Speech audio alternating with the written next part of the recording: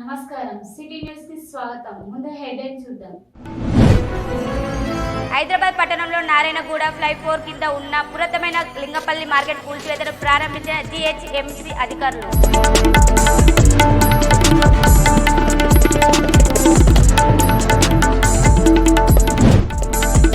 మనిషి ఘటన బాధితులకు వెంటనే ఉరి తీయాలి. ఆల్ ఇండియా ఎస్సీ ఎస్టీ అఖిల భారత పరిరక్షణ సంఘం.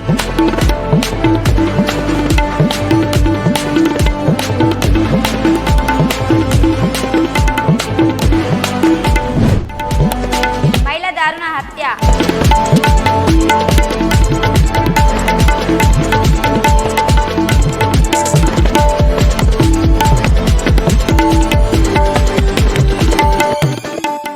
హైదరాబాద్ పట్టణంలోని నారాయణగూడలో గత కొన్ని సంవత్సరాల క్రితం నారాయణగూడ ఫ్లైఓవర్ కింద ఉన్న పురాతనమైన లింగంపల్లి మార్కెట్లో నిర్మాణం పూర్తయ్యే వరకు ప్రయత్నం చేస్తామని అక్కడ నివసిస్తున్న స్థానికులు తమకు స్థలం చూపించాలని ఆందోళనకు దిగారు. అనంతరం భారీ పోలీస్ మధ్య బందోబస్తుతో పురాతనమైన లింగంపల్లి మార్కెట్ కూల్చివేతను అధికారులు దగ్గరుండి కూల్చివేశారు.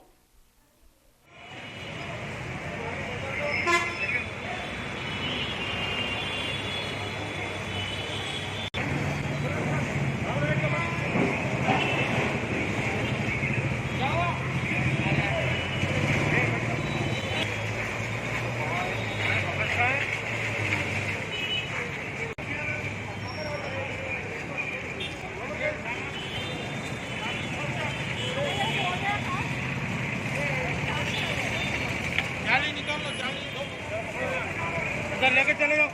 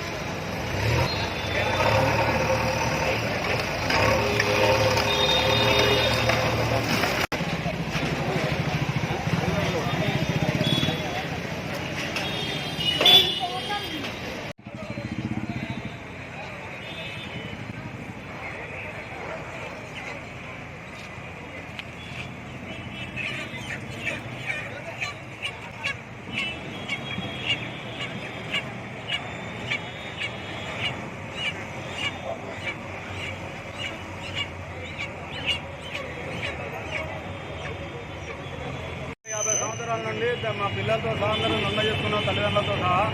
వాళ్ళు మాకు నోటీసులు ఇచ్చింది వాస్తవమే, దాని రిప్లేస్మెంట్ జవాబులు కూడా ఇచ్చినాము. మేము వాళ్ళని రిక్వెస్ట్ చేసింది ఏంటంటే మొన్న లాస్ట్ 10 days ముందు మేము స్టేట్ కమిషనర్ ఆఫీస్కి పోయి కమిషనర్ ఆఫీస్లో కరోనా వస్తుందని స్టేట్ ఆఫీస్ ఆయనకు మేము లెటర్ ఏమిచ్చినాము. సార్ మీరు కూలగొట్టే ముందు మేము ఇన్ఫర్మేషన్ ఇస్తాం బాబు, మేము మీరు ఖాళీ చేసిన తర్వాత ఖాళీ కూలగొట్టమని చెప్పి మాకు మాట్లాడారు. ఆయన ఎలాంటి ఇన్ఫర్మేషన్ కానీ ఎలాంటిది లేదు. పొద్దున 5 గంటలకు మీరు వచ్చారు, మాకు ఇన్ఫర్మేషన్ కూడా తెలియదు. మేము జాబ్ తీసే టైం కూడా మాది కాదు, 7:30కి మేము రావాలి. అది ఎవరో వాళ్ళ ఫోన్ చేస్తే వచ్చినాము.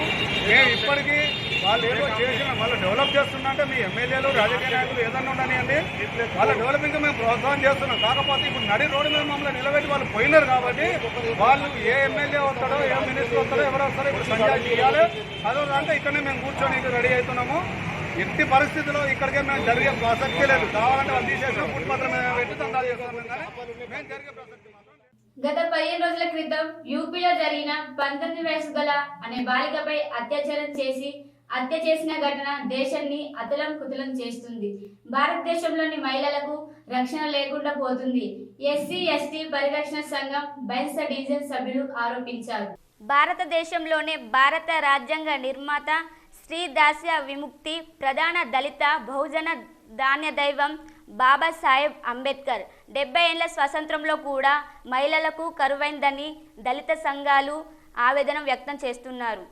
ఇటీవల ఉత్తరప్రదేశ్లో మనిషకు అత్యాచారం చేసినందుకు నిందితులను కఠినంగా శిక్షించాలి, ఉరి తీయాలని కోరారు. భారత ప్రభుత్వం అమ్మాయిలకు రక్షణ పేరిట బేటీ బచావ్ బేటీ పఢావ్ అనే మాటలకు తప్ప మరేమి చేయడం లేదని ఆరోపించారు. 19 ఏళ్ల మహిళపై సామూహిక అత్యాచారం చేసి చిత్రవాదన చేసి ఒక మహిళ చెప్పుకోని విధంగా దారుణంగా చంపిన ఘటనకు అక్కడి పోలీసులు తమకు ఏమీ తెలియడం లేదు అనడం సిగ్గుచేటు. ఇప్పటికైనా భారత ప్రభుత్వం మహిళలకు రక్షణ కల్పించే విధంగా చట్టాలు చేసి ఇలాంటి ఘటనను పునరావృతం కాకుండా చూడాలని ఈరోజు బైన్సా ఎస్సీ ఎస్టీ హక్కుల పరిరక్షణ సంఘం డివిజన్ సభ్యులు స్థానిక తహసీల్దార్ కార్యాలయంలో వినతి పత్రం అందజేస్తూ డిమాండ్ చేశారు. जल्दी जल्दी उनको पकड़ लेके उनको फांसी का सजा देना, फांसी का सजा दिए तक दुनिया में कोई नहीं मानता। तुम ऐसी ले जाएंगे छोड़ देंगे बोल तो नहीं चलता। क्या है नौजवान बच्ची को ऐसा करना बोलता और सब माँ बेटे हमको है तुमको है सबको है। बोलो भारत माता की जी। ఉత్తర ప్రదేశ్లో మనీషా అనే దళిత అమ్మాయిని చాలా కిరాతకంగా నాలుక కోసి మరి బండలతో కొట్టి చంపివేయడం జరిగింది, అత్యాచారం చేయడం జరిగింది. ఇట్లా మనకు డాక్టర్ బిఆర్ అంబేద్కర్ గారు రాజ్యాంగం రాసి 70 సంవత్సరాలైనా మన సమాజంలో కానీ మన దీంట్లో కానీ ఇంకా మనకు యాక్టివేషన్ రాలేదు. అందుకే ఏదైతే అత్యాచారం చేసిన నిందితులకు కఠినంగా శిక్షించాలి మరియు వాళ్ళకు ఉరి శిక్ష తీయాలని మేము SC ST divisional president Bhainsa మా సంఘం తరఫున డిమాండ్ చేస్తున్నాం. వికారాబాద్ జిల్లా కోట్పల్లి మండలం అన్నసాగర్ గ్రామ శివార్లో దారుణం చోటు చేసుకుంది.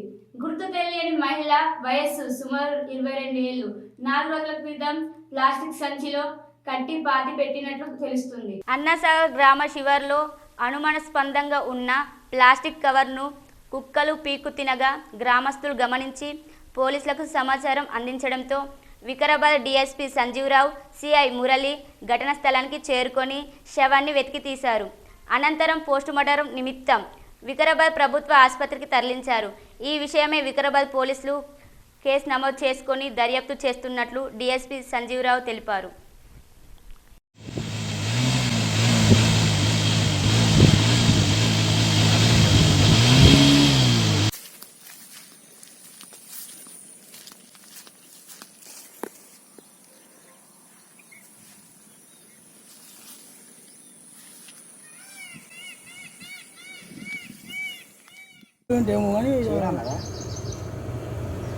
తెచ్చింది ఎవరు లేదా?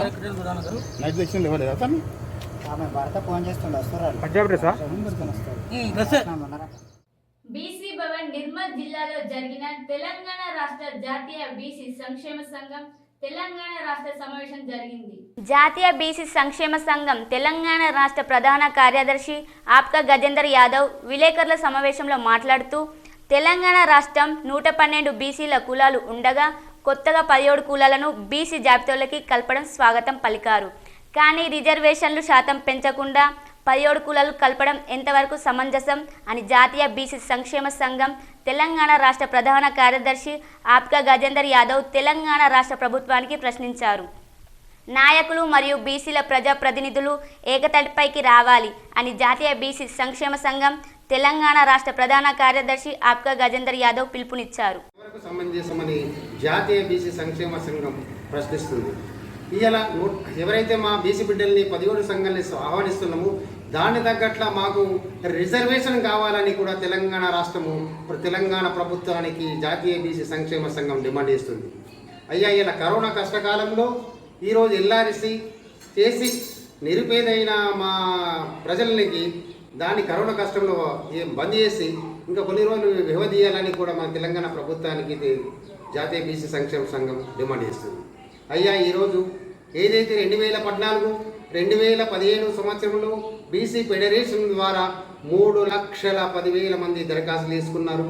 అలాగే 2017 5,77,000 మంది కార్పొరేషన్ సబ్సిడీ రుణాల కోసం దరఖాస్తు చేసుకున్నారు. ఇంతవరకు రుణాలు మంజూరు చేయలేదు. ఈ కష్టకాలంలో తెలంగాణలో రాష్ట్రంలో 60 లక్షల బీసీ కుటుంబాలు ఉన్నాయి. వారికి ఏదైతే బృహత్తరమైన కార్యక్రమం చేస్తున్నారో మీరు, డబుల్ బెడ్రూమ్లను అర్హులైన అందరికీ ప్రతి ఒక్కరికి ఇల్లు ఇవ్వాలని కూడా జాతీయ బీసీ సంక్షేమ సంఘం డిమాండ్ చేస్తుంది. ఈరోజు మేము కరోనా కష్టకాలంలో నిర్మల్ జిల్లా బీసీ సంక్షేమ కార్యాలయంలో మేము నిర్వహించుకున్నాము. శనివారం రోజు ఉదయం 10 గంటలకు మేము సమావేశం, బీసీల సమావేశము. చాలా మాకు ఎన్నో ఇబ్బందులు ఉన్నది. ఇలా నిరుద్యోగ భృతి అన్నారు, నిరుద్యోగ భృతి లేదు. KG2 ఫీజు అన్నారు, KG2 ఫీజు లేదు.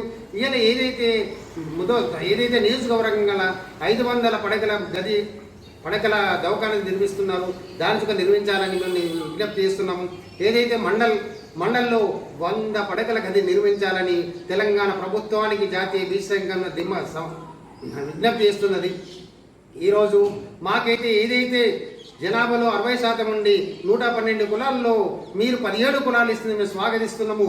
రిజర్వేషన్ల దూకా మాకు దాని తగ్గట్టు రిజర్వేషన్లు కల్పించాలని తెలంగాణ ప్రభుత్వానికి జాతీయ బీసీ సంక్షేమ సంఘం డిమాండ్ చేస్తుంది. ఆర్ కృష్ణయ్య నాయకత్వంలో పోరాటానికే సిద్ధం చేస్తాము. మేము వెనకాడేది ఏం లేదు. సమాజం నిర్మాణంకు ప్రత్యక్ష రాజకీయాలకు యువకులు, మహిళలు రావాలని ఈరోజు తెలంగాణ రాష్ట్రంలో 33 జిల్లాల్లో బీసీల బడి ఉచిత రాజకీయ శిక్షణ తరగతులు పెట్టాలని ఆర్ కృష్ణయ్య ఆధ్వర్యంలో బీసీల దళపతి, మాజీ ఎమ్మెల్యే వారి ఆధ్వర్యంలో సదస్సులు, సెమినార్లు పెట్టుకుంటాము.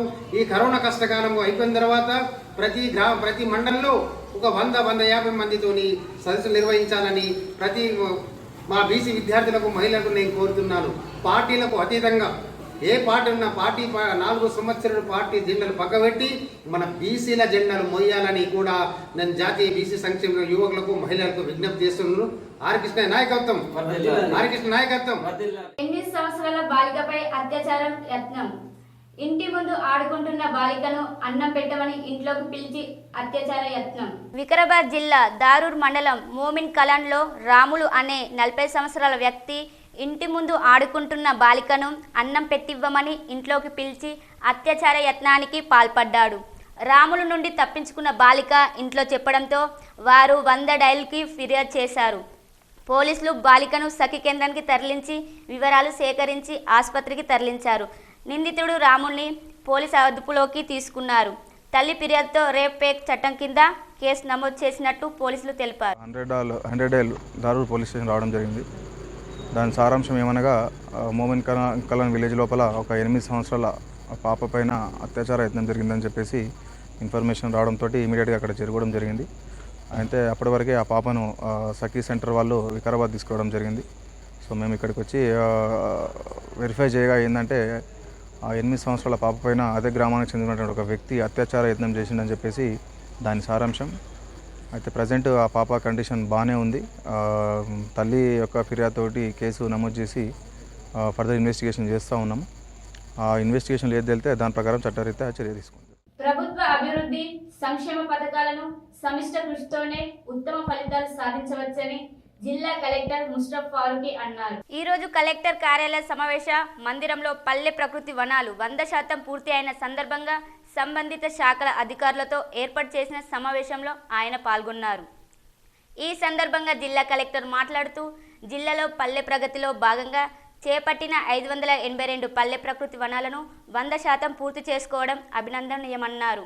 ఇదే స్ఫూర్తితో మిగతా అభివృద్ధి పనులను, సంక్షేమ పథకాలను అమలు చేయాలని సూచించారు.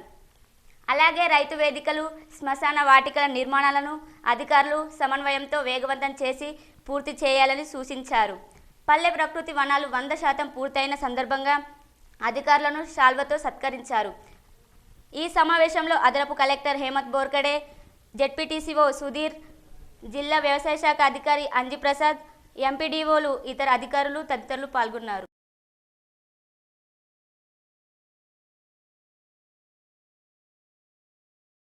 మరోసారి హెడ్లైన్స్. హైదరాబాద్ పట్టణంలో నారాయణగూడ ఫ్లైఓవర్ కింద ఉన్న పురాతనమైన లింగంపల్లి మార్కెట్ కూల్చివేతను ప్రారంభించిన జీహెచ్ఎంసీ అధికారులు.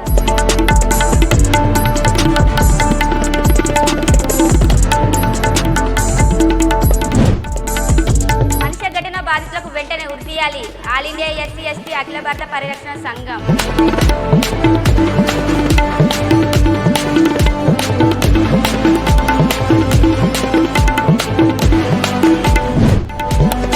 మహిళ దారుణ హత్య.